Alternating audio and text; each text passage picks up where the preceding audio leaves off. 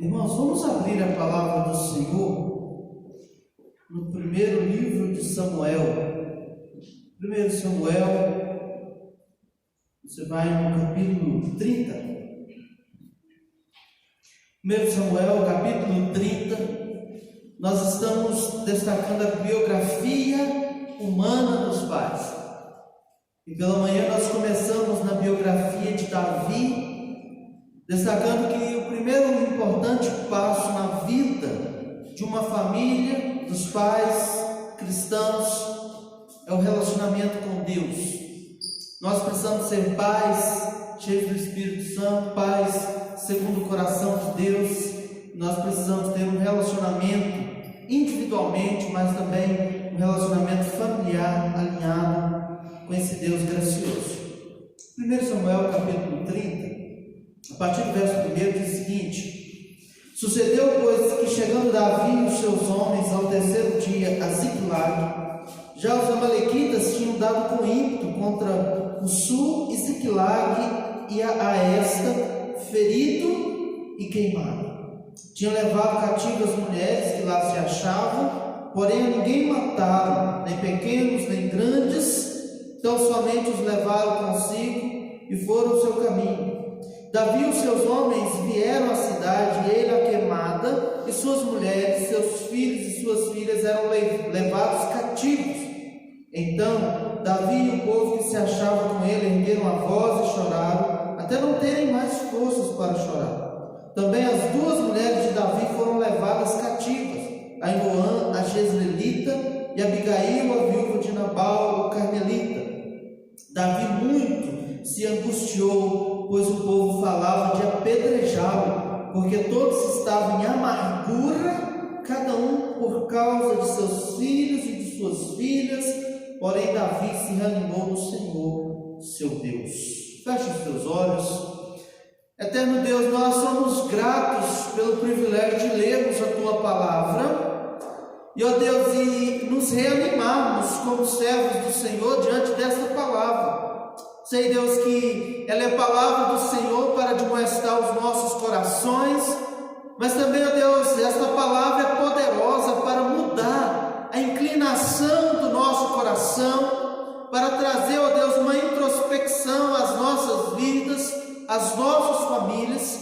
E rogamos, Pai, em nome de Jesus, que o Teu Santo Espírito visite os nossos corações, que essa palavra ela possa gerar mudança, gerar santidade, ó Deus, na nossa vida, na nossa família, que ela gere transformação, ó Deus, na vida dos nossos filhos, em nome de Jesus.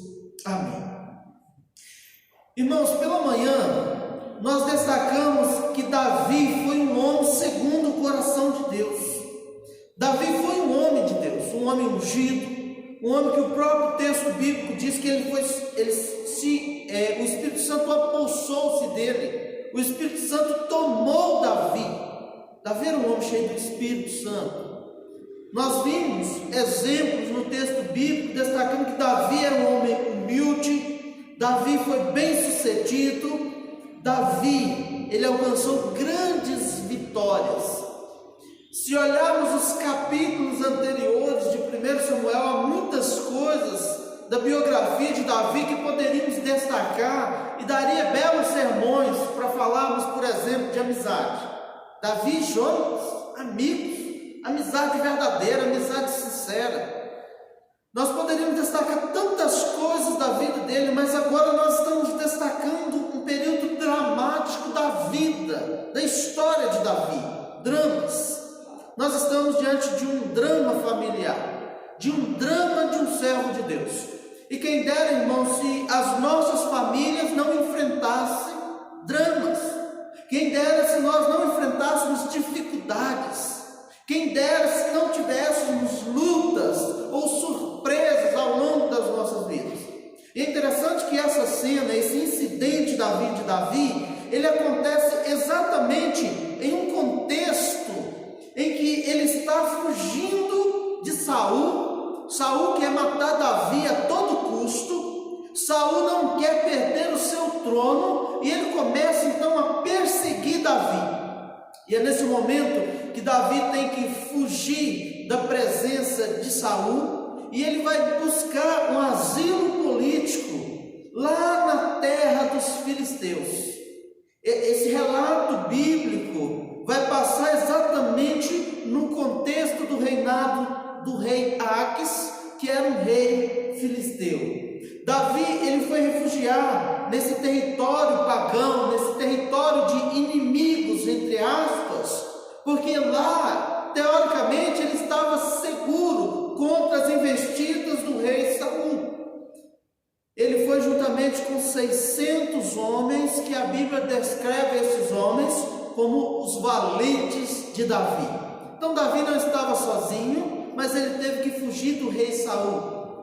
E é interessante que o texto bíblico vai mostrar que mesmo posteriormente, Davi tendo a oportunidade de matar Saul, Davi não suja suas mãos, Davi não vai guerrear contra aquele que ele entendia que era o ungido do Senhor. Mas, irmãos, nesse contexto, a cidade de Ziclag, ela foi dada a Davi e a seus homens como cidade de refúgio, como um local em que eles poderiam se esconder, eles poderiam colocar as suas famílias morarem, que estariam seguros. Mas, irmãos, quando o rei Aques dos filisteus, eles estavam marchando com um exército para guerrear contra Saul, Davi acompanhou esta comitiva, acompanhou esse exército para lutar. Nessa caminhada, os conselheiros dos filisteus, do rei filisteu, disse ao rei Aques que ele deveria dispensar Davi e os seus homens desta peleja. Não sei qual o motivo, mas aconselharam que Davi não fosse com eles para lutar contra Saul. E é agora que vai acontecer a história que lemos no capítulo 30. Davi, então, ele volta com os seus homens para Ziclag. E quando chegaram, eles foram surpreendidos pela realidade que eles encontraram. A cidade estava em ruínas.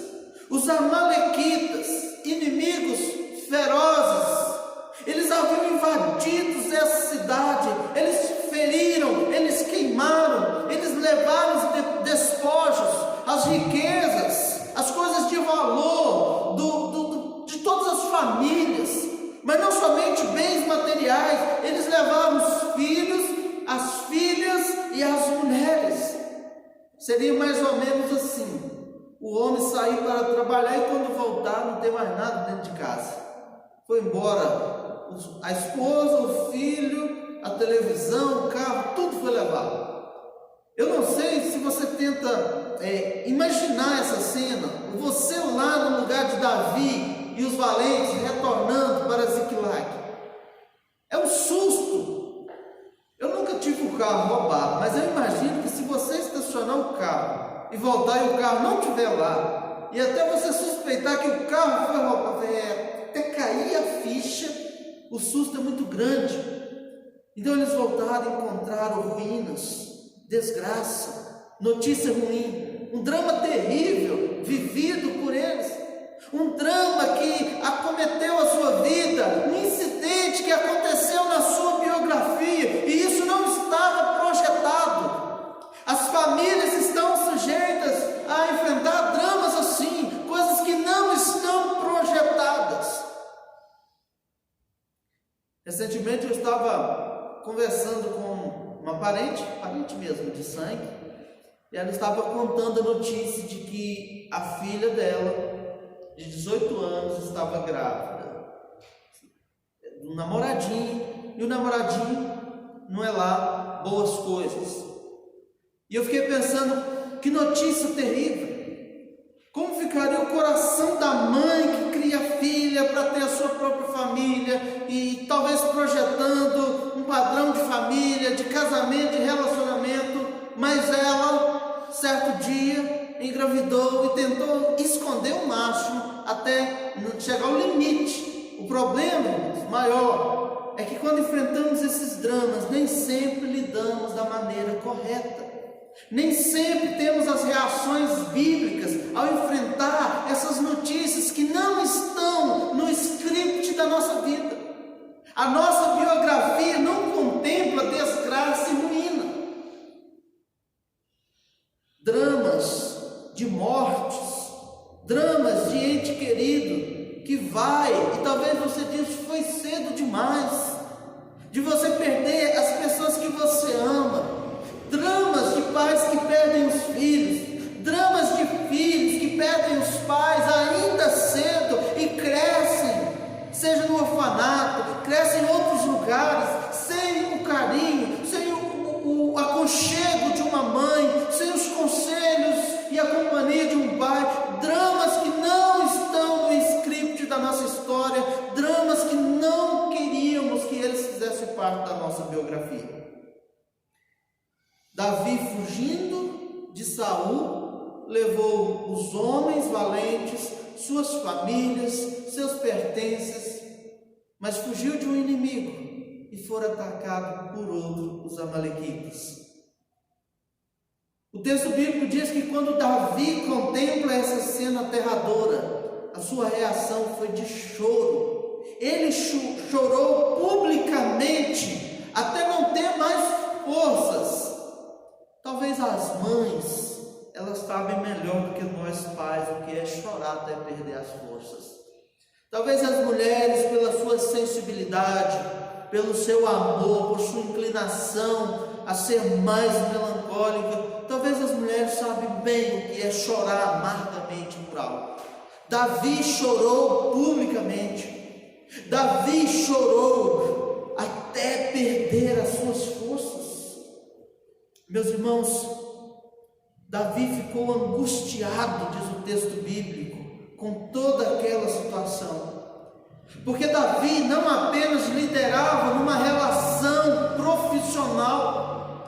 Davi não era um rei profissional. Davi não era um líder profissional. Davi não era um pai profissional. Davi não era um servo de Deus profissional, que apenas cumpria determinadas obrigações. Ele era empático, ele amava. Esse choro de Davi demonstra o seu amor, a angústia que ele sentiu, demonstra que ele de fato amava essas pessoas. Meus irmãos, o que Davi faz é aquilo que a Bíblia ordena que eu e você também devemos fazer diante dos dramas familiares dos nossos dias: chorar com os que choram, sentir as dores daqueles que estão sofrendo, orar por eles, rogar a graça e a misericórdia de Deus por eles. É participar, irmãos, é carregar o fardo juntos, é sofrer juntos. O apóstolo Paulo, ele traz essa realidade de compaixão, de choro, de um amor sincero para a conexão da igreja como o corpo de Cristo, quando ele diz que na igreja, que é o corpo de Cristo, temos vários membros com funções diferentes, dons e talentos diferentes, mas todos igualmente importantes no reino de Deus. E ele diz que quando um membro desse está doente, todo o corpo padece. Veja, irmãos, que conexão. A sua dor, o seu drama familiar, ele nos atinge. O drama familiar que a igreja enfrenta, as dificuldades, as lutas, as fraquezas, os problemas conjugais, o problema com os filhos, afeta um ao outro, porque queremos ver todos bem, fortalecidos, a família bem, os filhos bem, os casamentos fortalecidos. Nós somos parte uns dos outros, porque somos irmãos, somos da família de Deus, nós somos a igreja de Cristo. Todos nós estamos conectados, temos uma só fé, temos um só Deus, recebemos um só batismo, diz as Escrituras. Por isso esse drama de Davi, ele é também da nossa história. Esse drama de Davi é o drama da nossa casa, da nossa família. Mas Davi, ele não cruza os braços, Davi luta diante dos dramas, irmãos. Você não pode cruzar os braços, diante das dificuldades familiares, você não pode dizer, Deus está no controle, então Deus vai fazer alguma coisa e você não faz nada. É preciso recordar que diante dos dramas, a minha e a sua responsabilidade de correr atrás, de buscar a Deus, de investir, de trabalhar, de lutar pela nossa casa, ela precisa ser destacada. Você precisa agir. Diante dos dramas, não fique com autocomiseração, não fique se lamentando, não fique murmurando, não fique com atitude de ingratidão e de incredulidade com Deus. Davi buscou ao Senhor, diante daquela cena terrível, diante daquele sofrimento, da angústia, Davi reanimou o seu coração pela fé, ele busca ao Senhor. Davi reanimou o seu coração e buscou o Senhor em oração para encontrar força e sabedoria em como deve lutar pela sua família, pelas famílias que foram levadas pelo inimigo. Meus irmãos, para lutarmos pelas nossas famílias, nós precisamos reanimar o nosso coração. Nós precisamos erguer os olhos e olhar para o Deus que está no controle de todas as coisas, e que sejam quais forem os inimigos que atacam a nossa casa, sejam quais forem os inimigos que atacam a nossa família, o nosso Deus é maior. Sejam quais forem os ataques contra as famílias, nós temos um Deus que é infinitamente maior e poderoso do que todas essas investidas de Satanás. Por isso, queridos, é que eu quero destacar algumas lições desse texto, para que a gente fixe a necessidade de lutarmos pelas nossas famílias.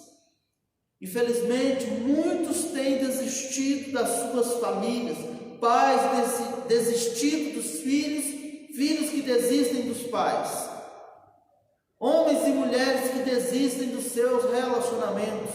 Mas temos reafirmado sempre aqui, família é bênção de Deus, casamento é projeto de Deus, os filhos são herança do Senhor, e nós iremos reafirmar sempre, para mostrar que há muitos inimigos da família neste mundo turbulento.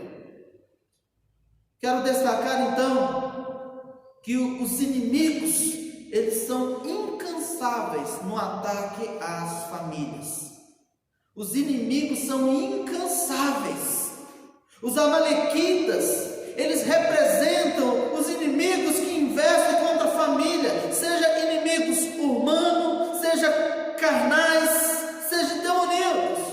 O apóstolo Paulo nos recorda que eu e você não lutamos contra simplesmente coisas carnais, mas há uma batalha espiritual na caminhada dos cristãos. Não desconsiderem isso.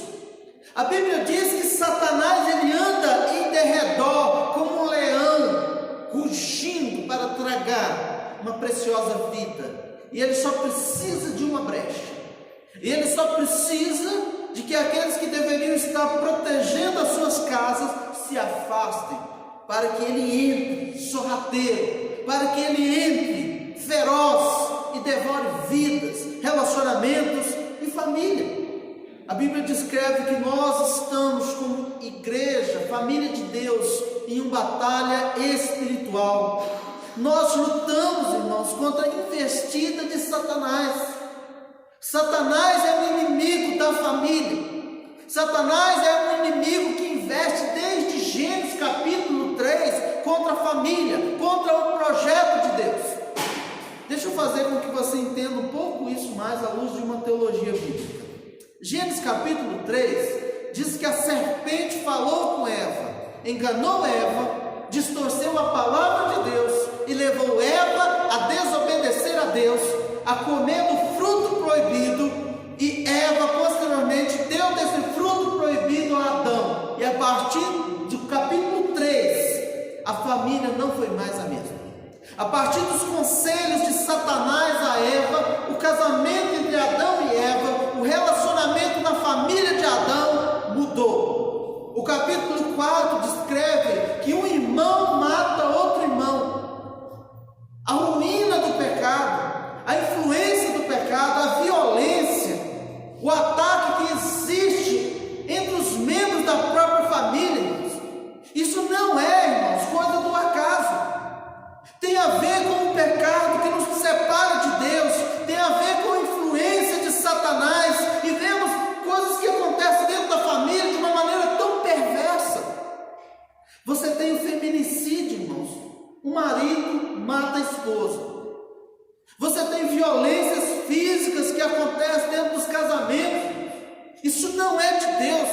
Isso é o diabo investindo novamente e destruindo famílias.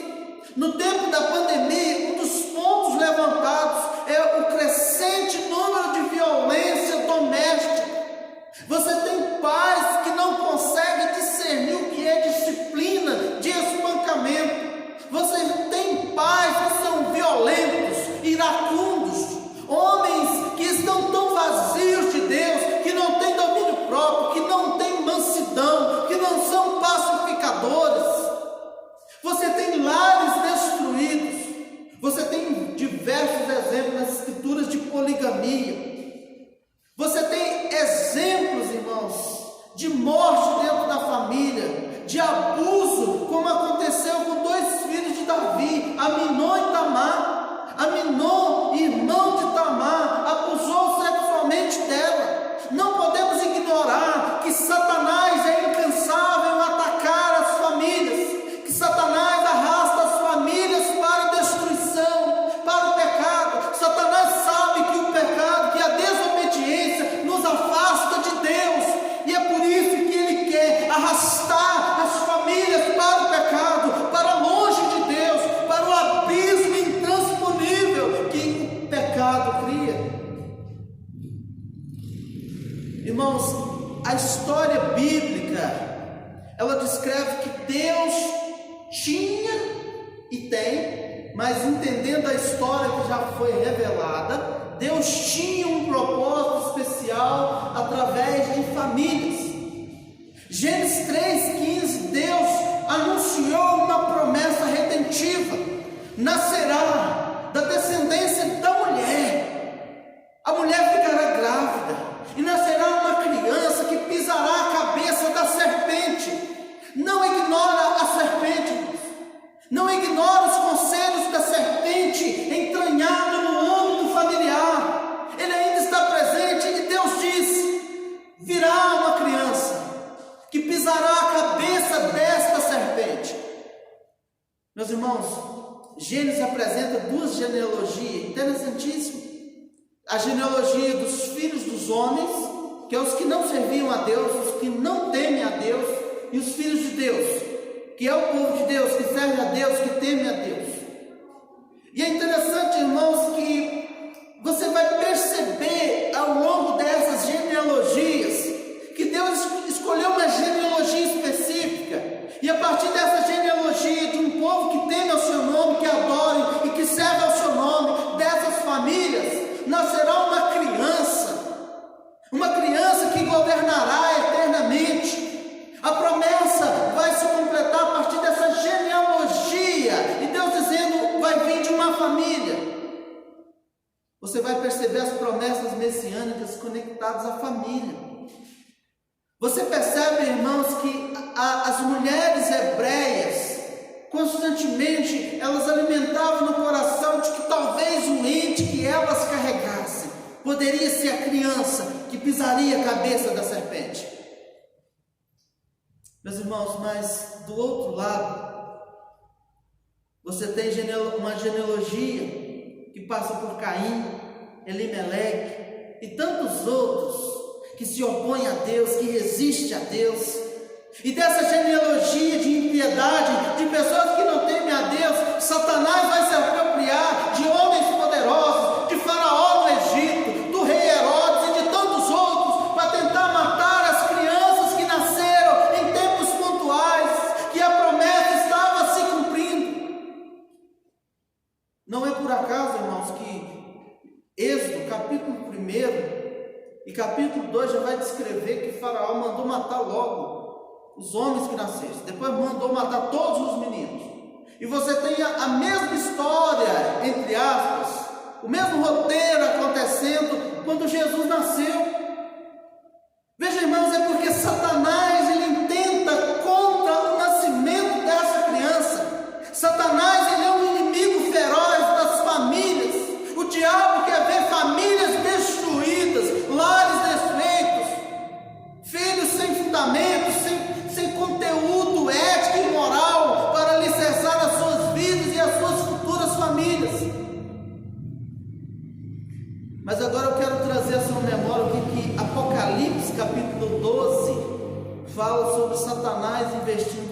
família. Diz assim: viu-se grande sinal no céu, a saber, uma mulher vestida do sol, com a lua debaixo dos pés, e uma coroa de 12 estrelas na cabeça, que, achando-se grávida, grita com as dores de parto, sofrendo tormentos para dar à luz. Viu-se também outro sinal no céu, e eis um dragão, grande, vermelho, com 7 cabeças, 10 chifres, e nas cabeças 7 diademas. A sua cauda arrastava a terça parte das estrelas do céu, as quais lançou para a terra, e o dragão se deteve em frente da mulher, que estava para dar à luz, a fim de lhe devorar o filho quando nascesse. Nasceu-lhe, pois, um filho varão, que há de reger com cetro de ferro. Olha Jesus Cristo aí. E o seu filho foi arrebatado para Deus até o seu trono, a ascensão de Cristo. A mulher, porém, fugiu para o deserto, onde lhe havia Deus preparado um lugar, para que nele a sustente durante 1260 dias. É a história da igreja, que passa por famílias, que passa pelo nascimento de uma criança que regerá, que governará com cetro de ferro, o soberano Redentor. Mas mesmo que Satanás invista, Satanás usa pessoas poderosas, governos, mas Deus mantém as famílias. Satanás é incansável, os inimigos da família são incansáveis. Morre um, nasce outro, mas o nosso Deus é aquele que governa com cetro de ferro. Apocalipse continua dizendo que Satanás ele é insistente, e Satanás ataca os irmãos. Satanás usa diversas estratégias, assim como os inimigos que atacaram Davi e as famílias. Ele usa diversas estratégias: sedução, cativeiro, a sua fúria. Ele destrói, ele é cruel, e nós precisamos ser cautelosos. Apocalipse 12, 7 a 12 diz assim: houve peleja no céu, Miguel e os seus anjos pelejaram contra o dragão. Também pelejaram o dragão e os seus anjos, todavia não prevaleceram, nem mais se achou no céu o lugar deles, e foi expulso o grande dragão, a antiga serpente, que se chama Diabo e Satanás, o sedutor de todo mundo. Sim, foi atirado para a terra, e com ele os seus anjos. Então ouvi grande voz do céu proclamando: agora veio a salvação, o poder, o reino do nosso Deus e a autoridade do seu Cristo, pois foi expulso o acusador dos nossos irmãos, o mesmo que os acusa de dia e de noite diante do nosso Deus. Eles, pois, o venceram por causa do sangue do Cordeiro, por causa da palavra do testemunho que deram, e mesmo em face da morte, não amaram a própria vida. Por isso festejai, ó céus, e vós os que nele habitais. Ai da terra e do mar, pois o diabo desceu até vós, cheio de grande cólera, sabendo que pouco tempo lhe resta. Veja, irmãos, essa é uma descrição da obra redentora do menino Jesus, do rei Jesus que nasceu. Ele resgatou as famílias do poder de Satanás.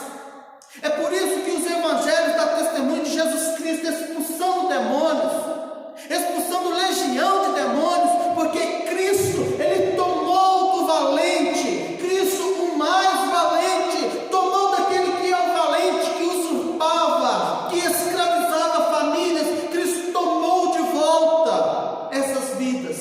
Cristo trouxe libertação. Veja, irmãos, o inimigo é incansável, mas o nosso Deus é o Todo-Poderoso. Por isso, queridos, mesmo que Satanás invista contra a nossa família, nós temos um Jesus que governa com cetro de ferro.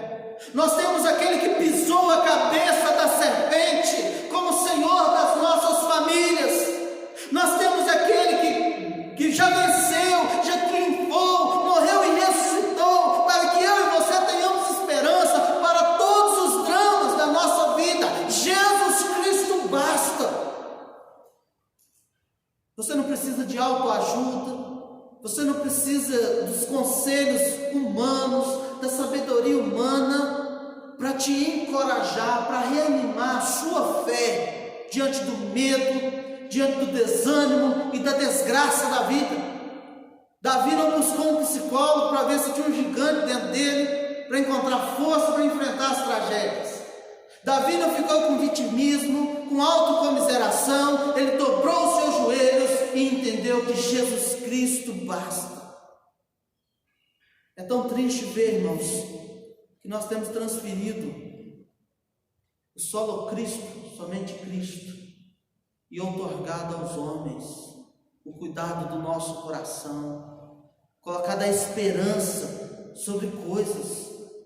Para a igreja de Cristo, para o cristão, Jesus Cristo basta, a obra de Cristo é suficiente.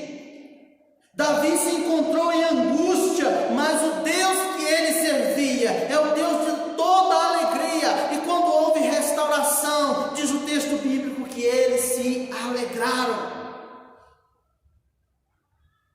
Apocalipse também diz assim, no último verso, no capítulo 12, festejai os céus e vós os que neles habitais. É razão de alegria, irmãos, só de recordar a obra de Cristo. Você reconhece que o inimigo quer ataques fulminantes, cruéis, devastadores contra a família.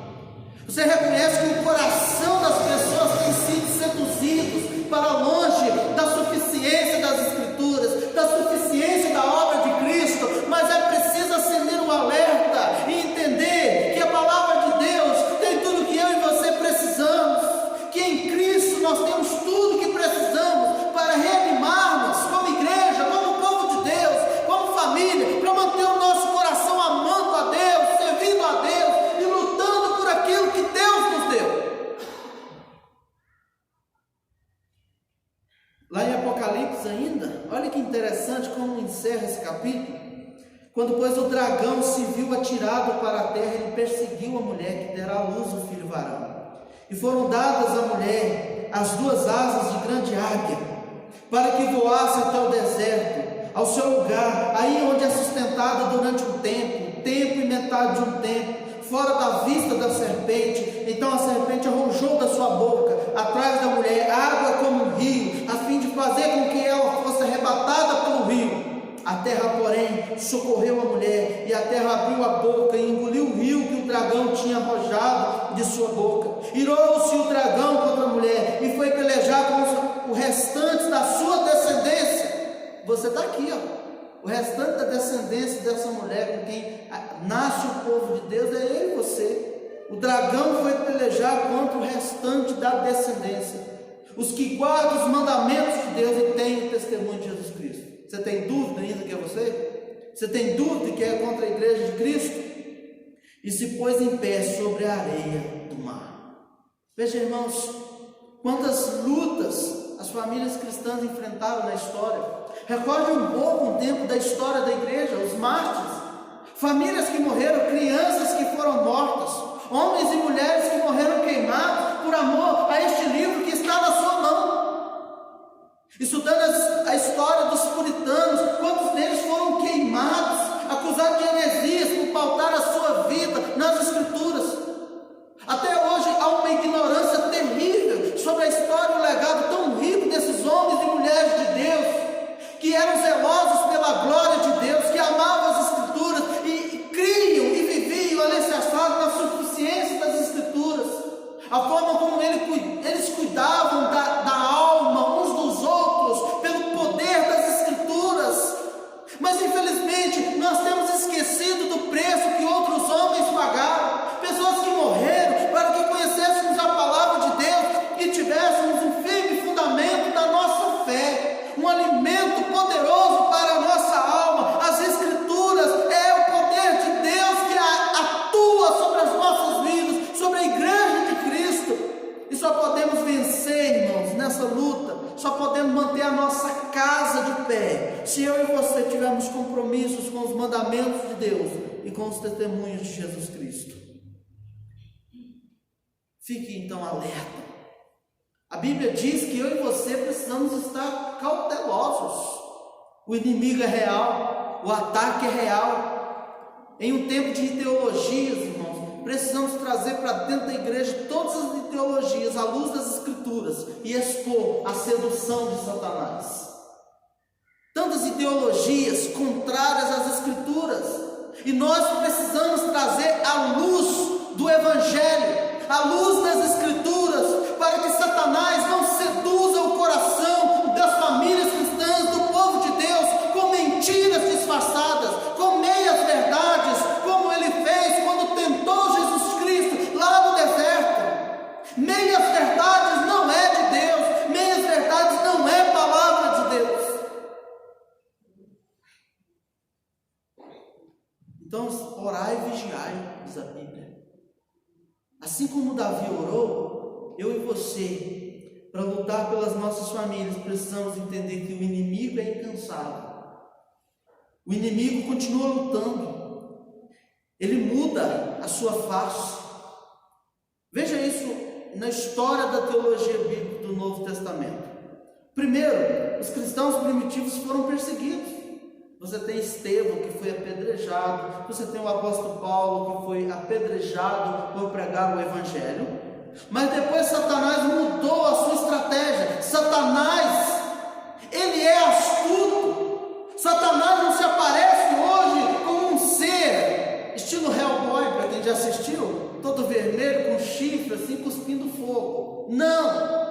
Satanás muda a estratégia e a perseguição, ela serviu para espalhar os crentes, e esses crentes espalhados começaram a pregar o Evangelho, e a igreja foi crescendo e se fortalecendo, e não havia desigrejado, não havia crente nominal, porque ser crente significava que você poderia morrer a qualquer hora. Ser crente significava que você poderia perder tudo que você tinha, ainda que você tivesse pouco.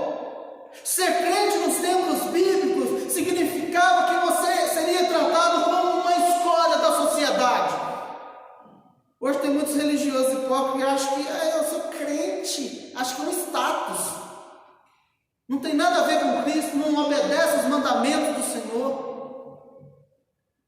Mas aí Satanás mudou a estratégia e ele infiltrou falsos crentes dentro da igreja. Atos 5, você tem Ananias e Safira, que adentra a casa do Senhor com mentira no coração, e a vida desse casal é ceifada como juízo público diante de toda a igreja, para dizer que com Deus não se brinca, de Deus não se zomba.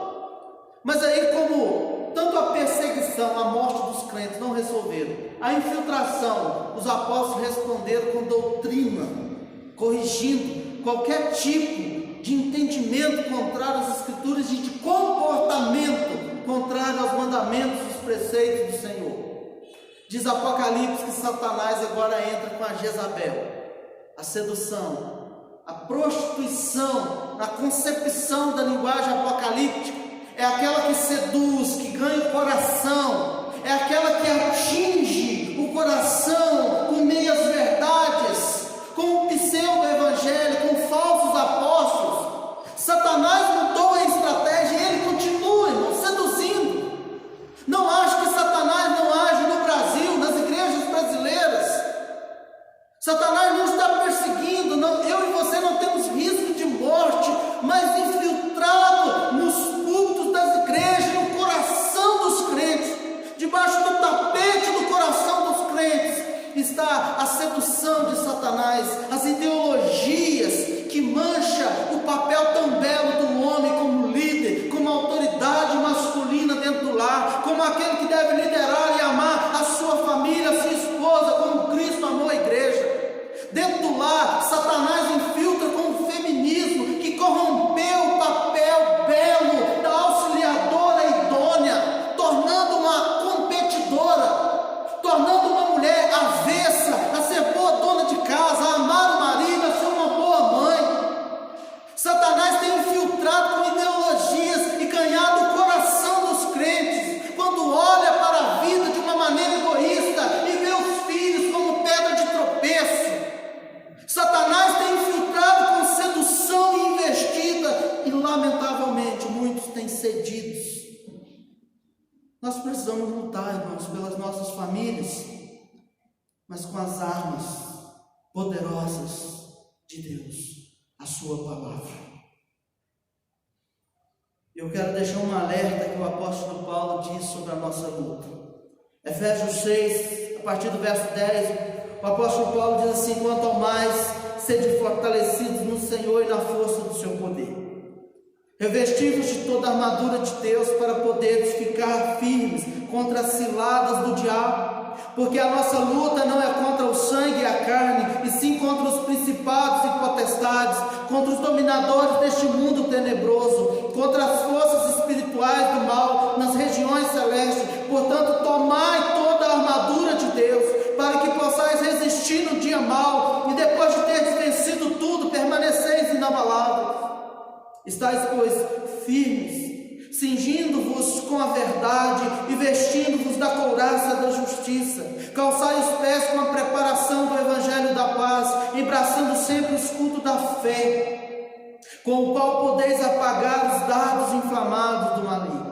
Tomai também o capacete da salvação e a espada do Espírito, que é a palavra de Deus, com toda oração e súplica, orando em todo tempo no Espírito, e para isso vigiando com toda perseverança e súplica por todos os santos e também por mim, para que me seja dado no abrir da minha boca a palavra, para com intrepidez fazer conhecido o mistério do Evangelho.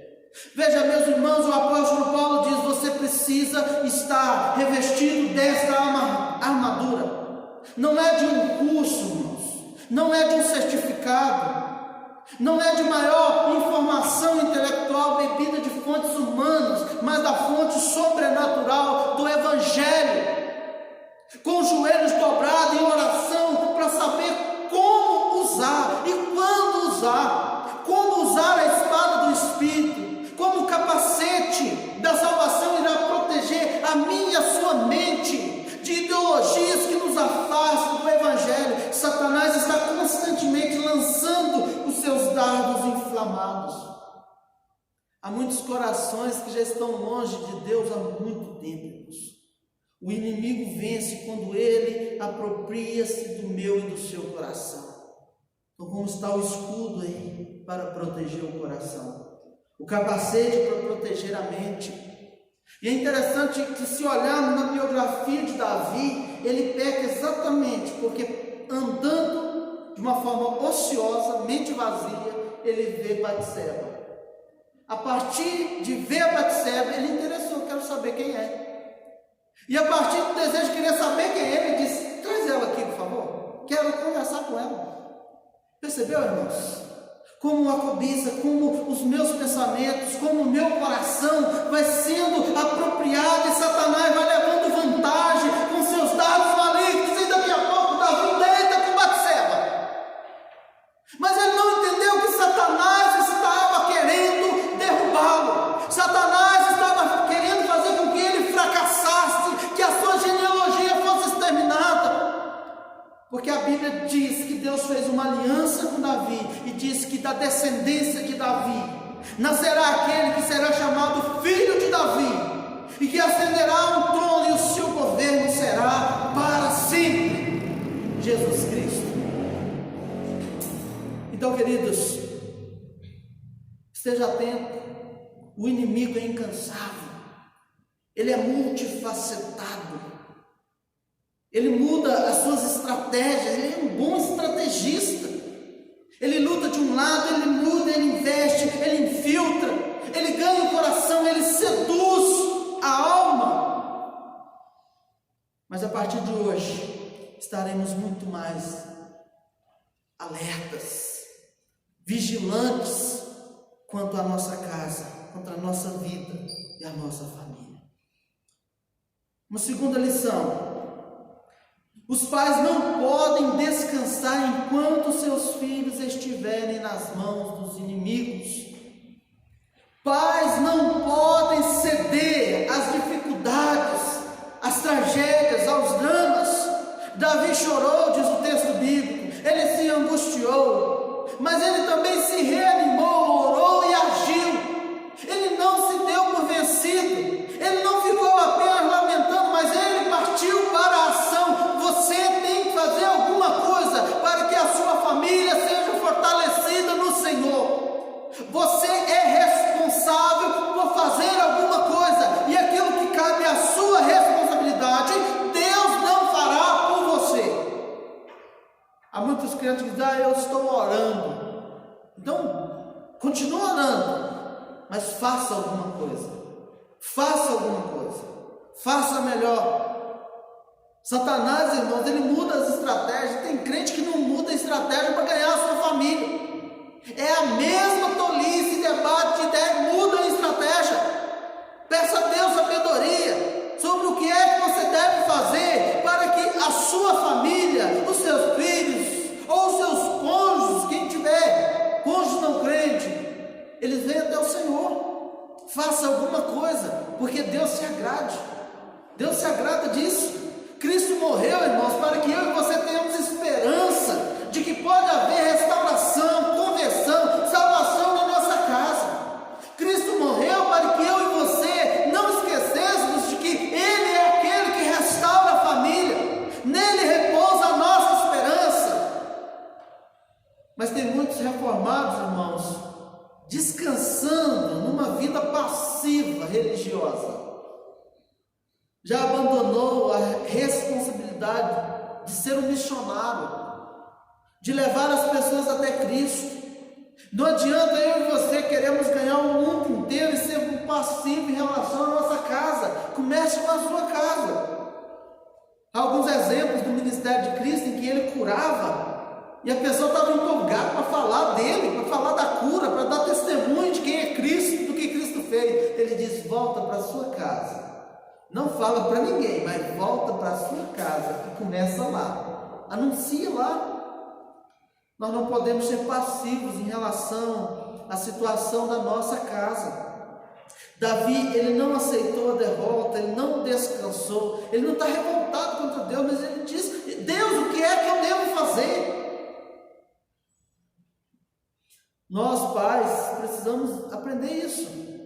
Eu não sei o que é que está reservado na sua biografia em relação aos seus filhos, aqueles que têm filhos, mas uma coisa eu sei, nunca desista deles. Porque em Cristo há esperança para eles. Em relação ao casamento, nunca desista. Há esperança em Cristo Jesus. Em relação a toda a família, seja qual for o drama, coloque a sua esperança em Cristo. E eu quero então destacar algumas coisas que eu acho que nós pais podemos fazer desde já. Primeiro, investir. Investir na família, investir no casamento, investir nos filhos. Eu quero destacar pelo menos 3 aspectos que eu acho que é possível investir sem muito alarde. Olha só, primeiro, tempo. Invista em tempo. Conversar. Sentar lá no sofá ou na mesa com a família. Desligar o bendito celular. Tira um dia, não quero nem saber de celular. Hoje é o dia que está proibido o celular. Vai viver. Vai relacionar com sua família. Filhos, os nossos pais morrem, depois que morreu só fica lamentação. Podia ter passado mais tempo com meu pai, com minha mãe, podia ter aproveitado mais. Há tantos dias de pais e mães que a gente vai passar sem eles. Então dedique tempo. Pais, os filhos crescem, eles vão embora, talvez estudar fora, talvez vão casar e morar em outra região, vão mudar com suas famílias.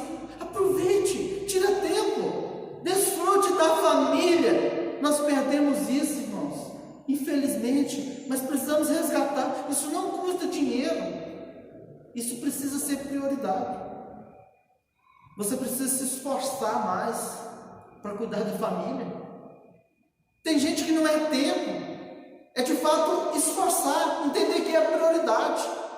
Você precisa. Talvez os seus esforços não foram considerados, porque nem parecem esforços.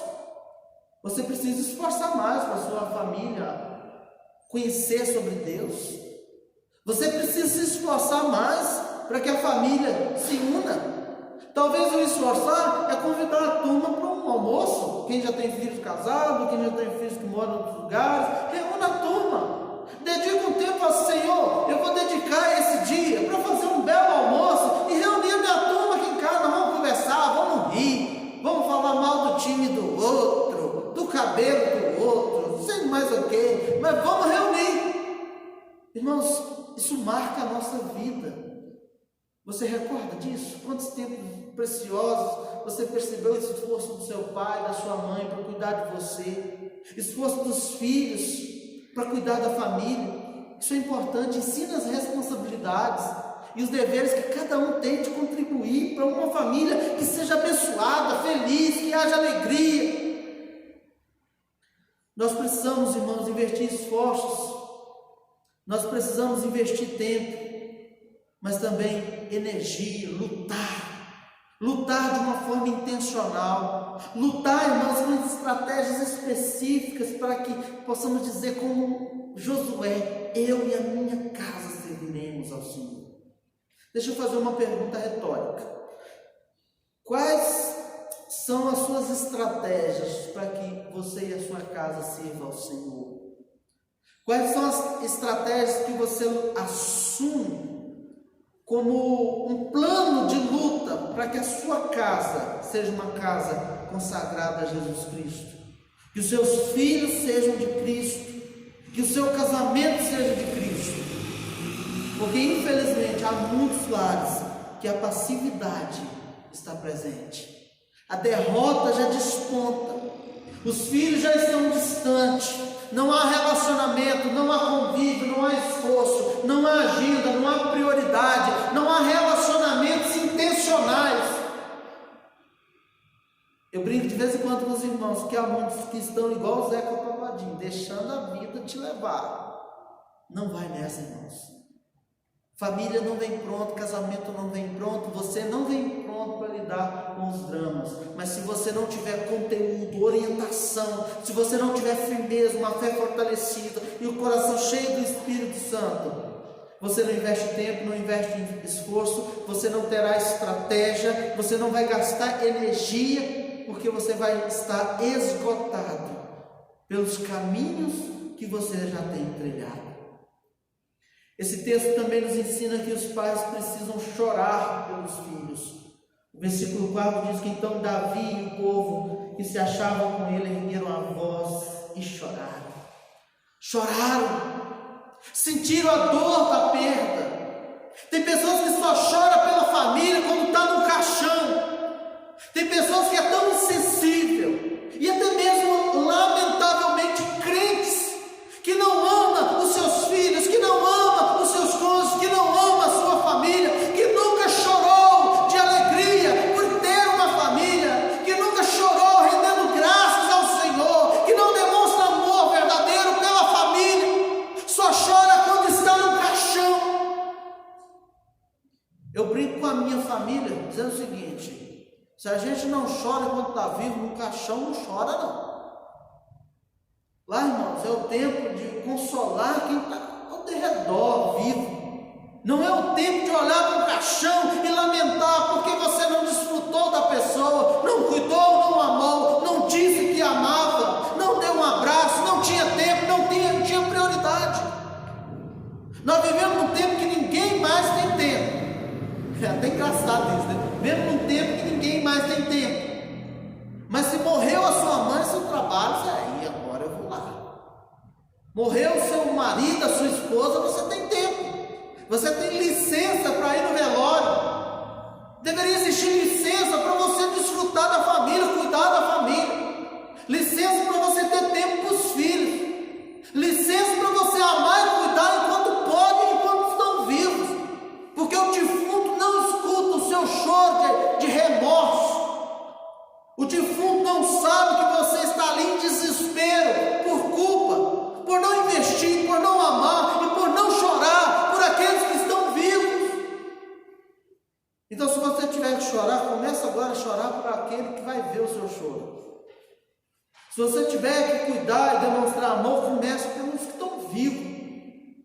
Não estou dizendo que você não possa chorar pela perda de alguém, por perder alguém que você ama. Mas o que eu estou dizendo é: diga enquanto está vivo que você ama. Nós somos péssimos, irmãos, para declarar que as pessoas são importantes.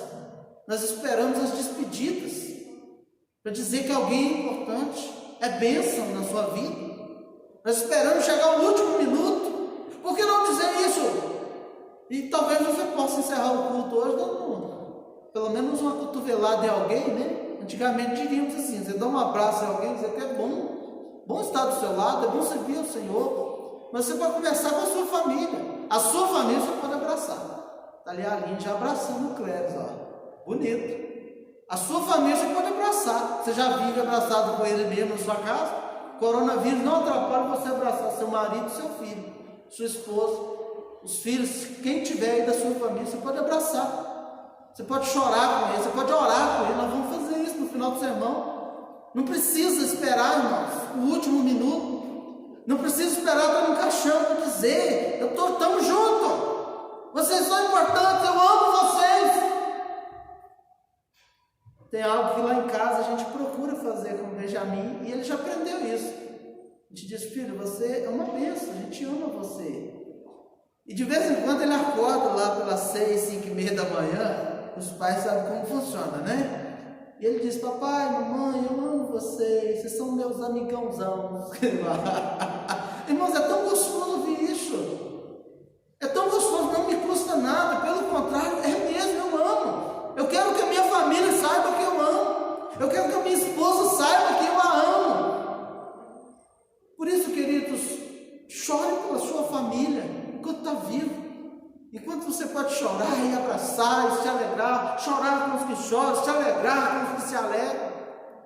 A outra lição é celebrar com a família a restauração. Davi fez isso, irmãos. Quando o povo voltou, ele festejou. Ele celebrou, irmãos. Ele se alegrou em Deus, ele glorificou o Senhor pela restauração. Celebre a libertação, a graça de Deus, a salvação. Celebre a presença de Deus na família, irmãos. Eu quero encerrar então, destacando que Jesus Cristo, ele é o rei que resgata a família.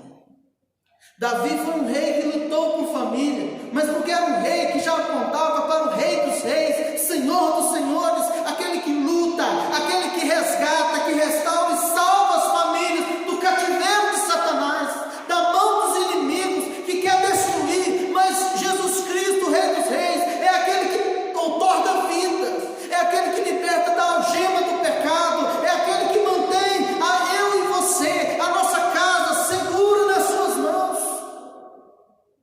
Somente Jesus Cristo, o Rei eterno, pode restaurar vidas, famílias e filhos. Fortaleça-se no entendimento de que Jesus Cristo basta. Somente Jesus Cristo traz a alegria de volta ao coração, aos relacionamentos. Somente Jesus Cristo pode resgatar várias famílias e ajuntar em uma grande família, a igreja. Somente Jesus Cristo, que deu a si mesmo, que lutou, que se entregou, que foi traspassado e moído, que morreu e ressuscitou, somente nele encontramos esperança de reavermos a nossa casa diante do Senhor, aos pés do Senhor, o nosso lar restaurado. Jesus Cristo, tal como Davi se compadeceu, chorou e sofreu pelas famílias que estavam perdidas. A Bíblia diz que Jesus Cristo sofreu uma dor tão intensa por aqueles que estavam escravos do próprio Satanás. Ele bebeu um cálice de amargo, ele foi humilhado, cravaram em sua fronte uma coroa de espinho. Ele foi moído por amor às nossas vidas, às nossas famílias. Davi se alegrou quando as famílias foram recuperadas das mãos dos amalequitas.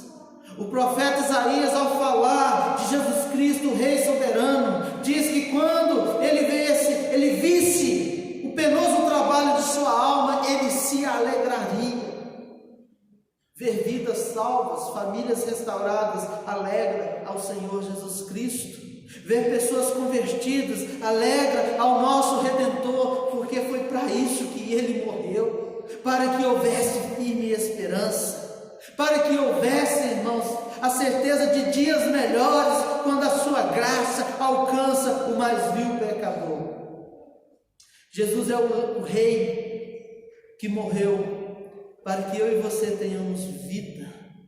Jesus é o Rei que se fez maldição para que eu e você nos tornássemos um povo abençoado.